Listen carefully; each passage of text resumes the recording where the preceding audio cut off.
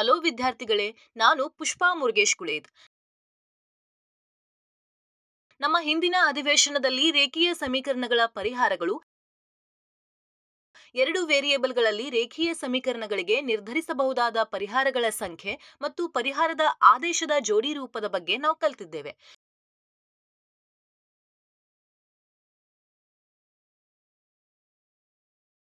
ಈ ಅಧಿವೇಶನದಲ್ಲಿ ನಾವು ಎರಡು ಅಸ್ಥಿರಗಳಲ್ಲಿ ರೇಖೀಯ ಸಮೀಕರಣಗಳ ಕೆಲವು ವಿಭಿನ್ನ ಉದಾಹರಣೆಗಳನ್ನ ಕಲಿತೇವೆ.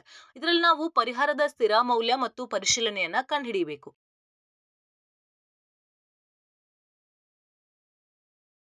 ಈ ಅಧಿವೇಶನದ ಕಲಿಕೆಯ ಫಲಿತಾಂಶಗಳನ್ನ ನೋಡೋಣ. ಕಲಿಕೆಯ ಫಲಿತಾಂಶಗಳು ಈ ಅಧಿವೇಶನದ ನಂತರ ವಿದ್ಯಾರ್ಥಿಗಳಿಗೆ ಅರ್ಥ ಮಾಡಿಕೊಳ್ಳಲು ಸಾಧ್ಯ ಆಗುತ್ತೆ.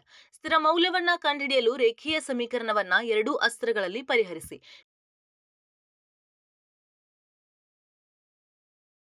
ನೀಡಿರುವ ಆದೇಶದ ಜೋಡಿಯು ಪರಿಹಾರವಾಗಿದೆಯೇ ಅಥವಾ ಇಲ್ಲವೇ ಎಂಬುದನ್ನ ಪರಿಶೀಲಿಸಿ. ಎರಡೂ ಅಸ್ಥಿರಗಳಲ್ಲಿ ರೇಖೀಯ ಸಮೀಕರಣಗಳ ಗ್ರಾಫ್ ಅನ್ನ ಅರ್ಥ ಮಾಡ್ಕೊಳ್ಳಿ.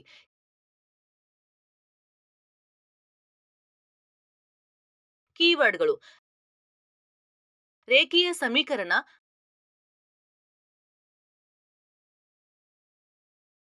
ಗ್ರಾಫ್,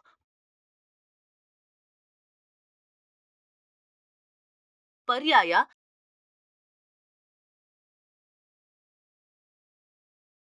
ಅಸ್ಥಿರ, ಸ್ಥಿರಾಂಕಗಳು, ಪರಿಹಾರಗಳು.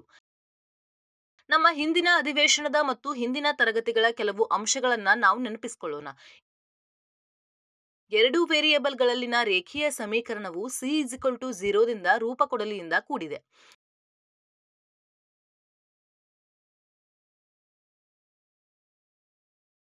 ಎರಡು ಅಸ್ಥಿರಗಳಲ್ಲಿನ ರೇಖೀಯ ಸಮೀಕರಣವು ಅನಂತ ಅನೇಕ ಪರಿಹಾರಗಳನ್ನ ಹೊಂದಿದೆ.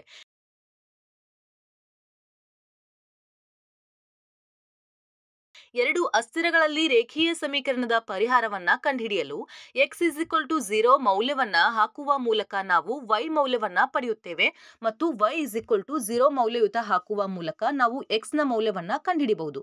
ಈಗ ಎರಡು ವೇರಿಯೇಬಲ್ಗಳಲ್ಲಿ ರೇಖೀಯ ಸಮೀಕರಣಗಳ ಸಮಸ್ಯೆಯನ್ನ ನಾವು ನೆನಪಿಸಿಕೊಳ್ಳೋಣ. ಉದಾಹರಣೆಗೆ, ನಾವು xy=5 ಸಮೀಕರಣವನ್ನ ಪರಿಗಣಿಸೋಣ. ನಾವು x=0 ಅನ್ನ ಬದಲಿಸಿದಾಗ ನಾವು y=5 ಅನ್ನ ಪಡಿತೇವೆ. ಅದೇ ರೀತಿಯಲ್ಲಿ ನಾವು y=0 ಅನ್ನ ಬದಲಿಸಿದಾಗ ನಾವು x=5 ಅನ್ನ ಪಡಿತೇವೆ. ನಾವು ಎರಡೂ ಪರಿಹಾರಗಳನ್ನ ಪಡಿತೇವೆ. ಸಮೀಕರಣದ ಎರಡೂ ಪರಿಹಾರಗಳು 0, 5, 5, 0 ಜೋಡಿಯಾಗಿ ಬರೆಯಬೇಕು. ಸೂಚನೆ: a, b ಒಂದು ಪರಿಹಾರವಾಗಿದ್ರೆ ಯಾವುದೇ ಸಮೀಕರಣ px, qy, r=0ಗೆ b, a ಸಹ ಪರಿಹಾರವಾಗಿದೆ ಎಂದು ಅಗತ್ಯವಿಲ್ಲ. ವಿದ್ಯಾರ್ಥಿಗಳೇ, ಇದು ನಮಗೆ ಈಗಾಗಲೇ ತಿಳಿದಿದೆಯೇ? ಹೌದು. ಎರಡು ವೇರಿಯೇಬಲ್ಗಳಲ್ಲಿ ರೇಖೀಯ ಸಮೀಕರಣವನ್ನ ಅಜ್ಞಾತ ಸ್ಥಿರ ಮೌಲ್ಯದೊಂದಿಗೆ ನೀಡಲಾಗಿದೆ ಮತ್ತು ಅದರ ಪರಿಹಾರವನ್ನ ನೀಡಲಾಗಿದೆ ಎಂದು ಭಾವಿಸೋಣ.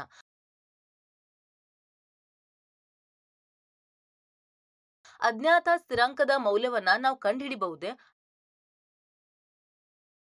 ಹೌದು, ನಾವು ಮೌಲ್ಯವನ್ನ ಕಂಡುಹಿಡಿಯಬಹುದು. ಯಾವ ವಿಧಾನದಿಂದ ನಾವು ಅಜ್ಞಾತ ಸ್ಥಿರಾಂಕದ ಮೌಲ್ಯವನ್ನ ಕಂಡುಹಿಡಿಯಬಹುದು? ಹೌದು, ಕೊಟ್ಟಿರುವ ಸಮೀಕರಣದಲ್ಲಿ ಪರಿಹಾರವನ್ನ ಬದಲಿಸುವ ಮೂಲಕ ನಾವು ಅಜ್ಞಾತ ಸ್ಥಿರಾಂಕದ ಮೌಲ್ಯವನ್ನ ಕಂಡುಹಿಡಿಯಬಹುದು. ಅದನ್ನ ಕಲಿಯಲು ಕೆಲವು ಉದಾಹರಣೆಗಳನ್ನ ನೋಡೋಣ. ಉದಾಹರಣೆಗಳು: x=2, y=1 ಸಮೀಕರಣಕ್ಕೆ ಪರಿಹಾರವಾಗಿದ್ದರೆ p ಮೌಲ್ಯವನ್ನ ಕಂಡುಹಿಡಿಯಿರಿ. 3x4y p. ನೀಡಲಾದ ಸಮೀಕರಣವು 3x4y p ಆಗಿದೆ. ಈಗ ನಾವು ಅಜ್ಞಾತ ಸ್ಥಿರ p ನ ಮೌಲ್ಯವನ್ನ ಕಂಡುಹಿಡಿಯಬೇಕು. ಬದಲಿಯಾಗಿ x=2 ಮತ್ತು y=1. ಬದಲಿ ನಂತರ ನಾವು ಪಡೆಯುತ್ತೇವೆ 3, 2, 4, 1 p.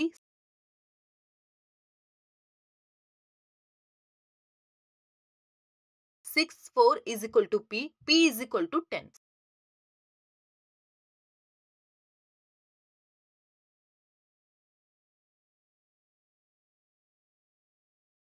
ಸ್ಥಿರ ಪದದ ಮೌಲ್ಯವು p=10 ಆಗಿದೆ.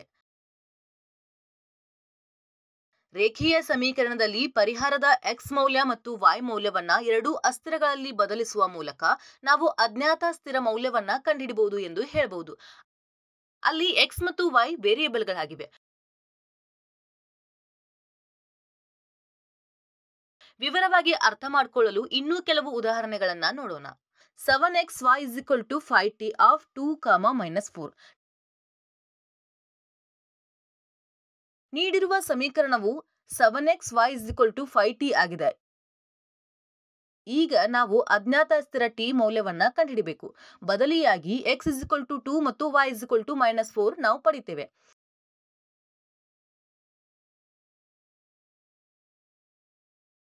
Seven to 1 - 4 = 5t. 1 4 - 4 = 5t. t = 10 divided by 5.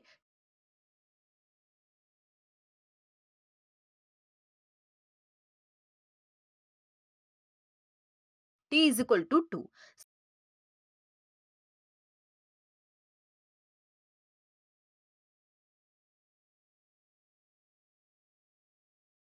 ಸ್ಥಿರ ಪದದ ಮೌಲ್ಯವು t = 2 ಆಗಿದೆ.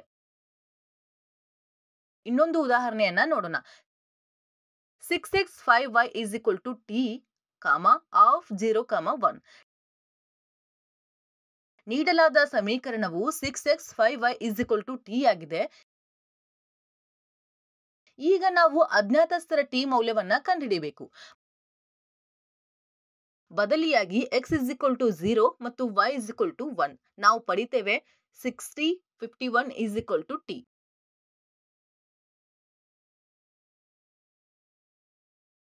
0 5 = t. t = 5.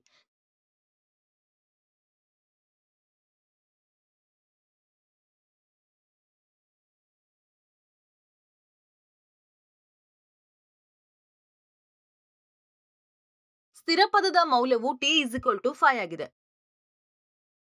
ವಿದ್ಯಾರ್ಥಿಗಳೇ, ಸ್ಥಿರ ಮೌಲ್ಯವು ತಿಳಿದಿದ್ದರೆ ಆದೇಶಿಸಿದ ಜೋಡಿಯು ಪರಿಹಾರವಾಗಿದೆಯೇ ಅಥವಾ ಇಲ್ಲವೇ ಎಂಬುದನ್ನು ನಾವು ಹೇಗೆ ಪರಿಶೀಲಿಸಬಹುದು? ನಾವು ಪರಿಶೀಲಿಸೋಣ. ಉದಾಹರಣೆಗೆ, ಕೆಳಗಿನವುಗಳಲ್ಲಿ ಯಾವುದು ಸಮೀಕರಣದ ಪರಿಹಾರಗಳು? 12xy = 4, 2, 3, 1, 4, 4, 2, 6, 1, 5, 3.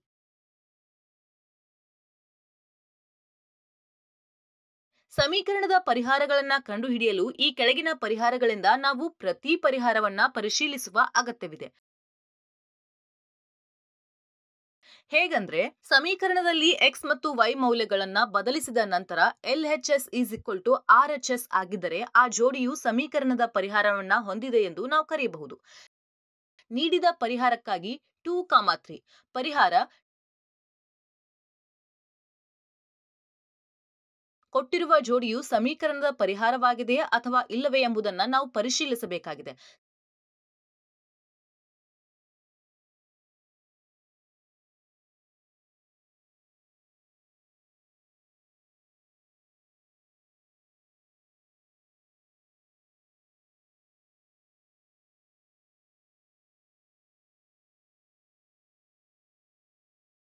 ಎಡಭಾಗದ ಸಮೀಕರಣವು ಬಲಭಾಗದ ಸಮೀಕರಣಕ್ಕೆ ಸಮವಾಗಿರುತ್ತದೆ.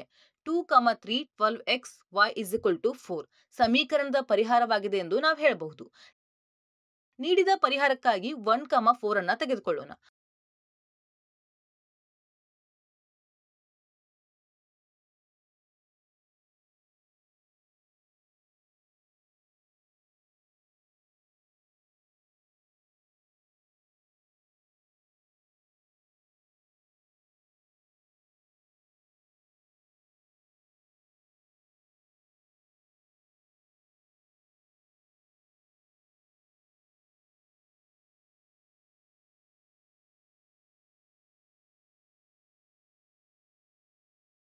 ಎಡಭಾಗದ ಸಮೀಕರಣವು ಬಲಭಾಗದ ಸಮೀಕರಣಕ್ಕೆ ಸಮವಾಗಿಲ್ಲ. 1, 4 ಸಮೀಕರಣದ ಪರಿಹಾರವಲ್ಲ ಎಂದು ನಾವು ಹೇಳಬಹುದು. ನೀಡಿದ ಪರಿಹಾರಕ್ಕಾಗಿ ಈಗ 4, 2 ಅನ್ನು ತೆಗೆದುಕೊಳ್ಳೋಣ. ಪರಿಹಾರವನ್ನ ನೋಡೋಣ. ನೀಡಿರುವ ಸಮೀಕರಣವು 12xy = 4 ಆಗಿದೆ. 12xy = 4 ಸಮೀಕರಣದಲ್ಲಿ ಪರ್ಯಾಯವಾಗಿ x ಮತ್ತು y ಜಾಗದಲ್ಲಿ 4 ಮತ್ತು 2 ಅನ್ನು ನಾವು ಪಡೆಯುತ್ತೇವೆ. 12 4 2 is equal to 2 plus 2 is equal to 4.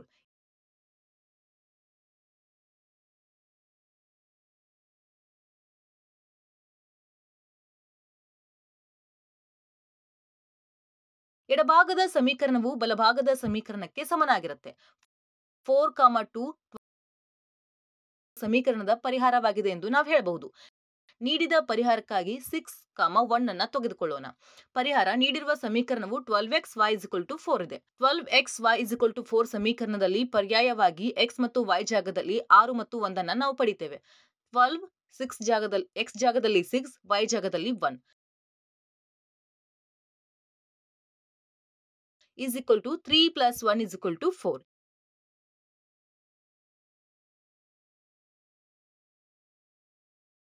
ಎಡಭಾಗದ ಸಮೀಕರಣವು ಬಲಭಾಗದ ಸಮೀಕರಣಕ್ಕೆ ಸಮನಾಗಿರುತ್ತೆ. 6, 1 ಈಸ್ ಸಮೀಕರಣದ ಪರಿಹಾರವಾಗಿದೆ ಎಂದು ನಾವು ಹೇಳಬಹುದು.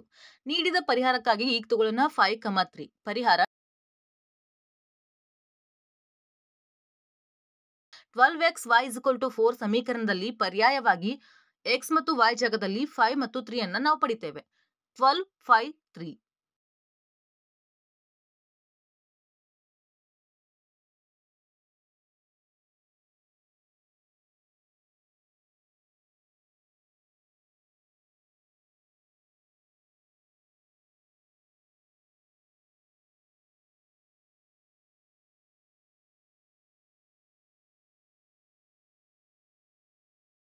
ಎಡಭಾಗದ ಸಮೀಕರಣವು ಬಲಭಾಗದ ಸಮೀಕರಣಕ್ಕೆ ಸಮನಾಗಿರುವುದಿಲ್ಲ. 5, 3 ಸಮೀಕರಣದ ಪರಿಹಾರ ಅಲ್ಲ ಅಂತ ನಾವು ಹೇಳಬಹುದು. ಆದ್ರಿಂದ ನಾವು 1, 4, 5, 3 ನೀಡಿದ ಸಮೀಕರಣದ ಪರಿಹಾರಗಳಲ್ಲ ಎಂದು ಹೇಳಬಹುದು.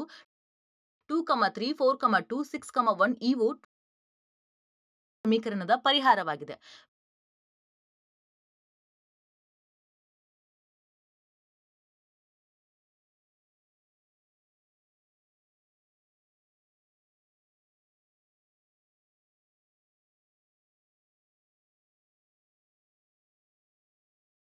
ವಿದ್ಯಾರ್ಥಿಗಳೇ, ಗ್ರಾಫ್ನಲ್ಲಿ 2 ಅಸ್ಥಿರಗಳಲ್ಲಿ ರೇಖೀಯ ಸಮೀಕರಣದ ಉದಾಹರಣೆಯನ್ನ ನೋಡೋಣ. ಉದಾಹರಣೆಗೆ 5x 6y 12 ಸಮೀಕರಣದ ಗ್ರಾಫ್ ಏನು? ಪರಿಹಾರ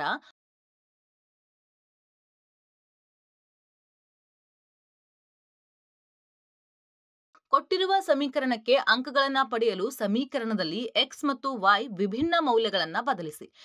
x ನ ಮೌಲ್ಯವನ್ನ ಶೂನ್ಯವಾಗಿ ಬದಲಿಸಿದ ನಂತರ ನಾವು y ಮೌಲ್ಯವನ್ನ 2 ಎಂದು ಪರಿಗಣಿಸುತ್ತೇವೆ ಮತ್ತು x ನ ಮೌಲ್ಯವನ್ನ 6 ಎಂದು ಬದಲಿಸುವ ಮೂಲಕ y ಮೌಲ್ಯವನ್ನ -3 ಎಂದು ಪಡೆಯುತ್ತೇವೆ.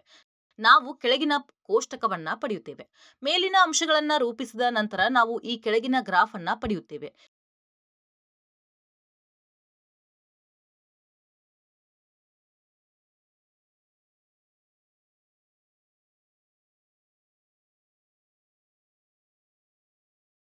ನೀವು ಗ್ರಾಫ್ ಅನ್ನ ಗಮನಿಸಿದರೆ 2 ಅಸ್ಥಿರಗಳಲ್ಲಿ ರೇಖೀಯ ಸಮೀಕರಣದ ಗ್ರಾಫ್ನಲ್ಲಿರುವ ಪ್ರತಿಯೊಂದು ಬಿಂದುವು ರೇಖೀಯ ಸಮೀಕರಣದ ಪರಿಹಾರವಾಗಿದೆ.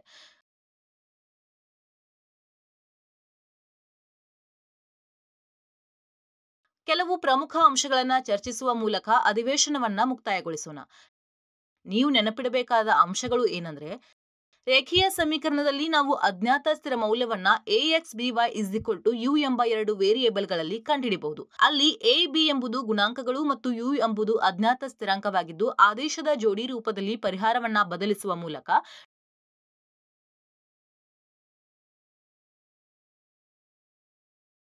ನೀಡಿರುವ ಆದೇಶದ ಜೋಡಿಯು ಪರ್ಯಾಯದ ಮೂಲಕ ಸಮೀಕರಣದ ಪರಿಹಾರವಾಗಿದೆಯೇ ಎಂದು ನಾವು ಪರಿಶೀಲಿಸಬಹುದು.